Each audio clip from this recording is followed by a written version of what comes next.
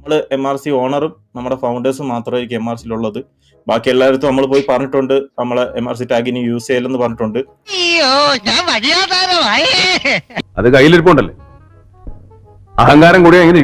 വർഷങ്ങളായിട്ട് എനിക്ക് വളരെ പേഴ്സണലി വേണ്ടപ്പെട്ട 2 പേരാണ് അതിന്റെ ഓണേഴ്സ്. അതിലൊരാളെന്ന് പറഞ്ഞാൽ അശ്വിൻ ചേട്ടനും അതിൽ വേറൊരാളെന്ന് പറഞ്ഞാൽ ഗോഗു ആണ്.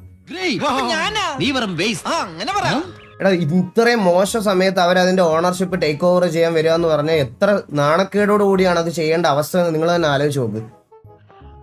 കാലാവസ്ഥയുടെ കുഴപ്പം കൊണ്ടായിരിക്കും, അതോ നിന്റെ കയ്യിലിരിപ്പുണ്ടോ എന്ന് വേണമെങ്കിലും പറയാം. നീ ഇവിടെ കിടന്ന് നരകിച്ചപ്പോ നന്നായി കാണുമെന്ന് കരുതിയത് എന്റെ തെറ്റ്. ചേരിപ്പെടുത്ത് എന്റെ ചെവി കുറ്റിക്ക് അടിക്കണം.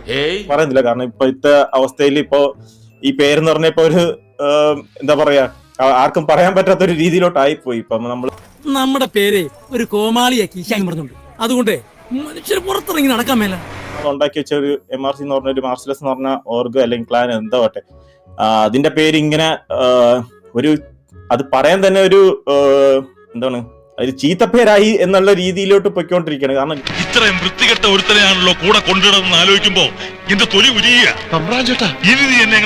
ഇനിയുള്ള നമ്മുടെ ഒരു സ്റ്റേറ്റ്മെന്റ് ആണ് പറയുന്നത്, MRCയുടെ സ്റ്റേറ്റ്മെന്റ്. നമ്മൾ MRC ഓണറും നമ്മുടെ ഫൗണ്ടേഴ്സും മാത്രമായിരിക്കും MRCയിലുള്ളത്.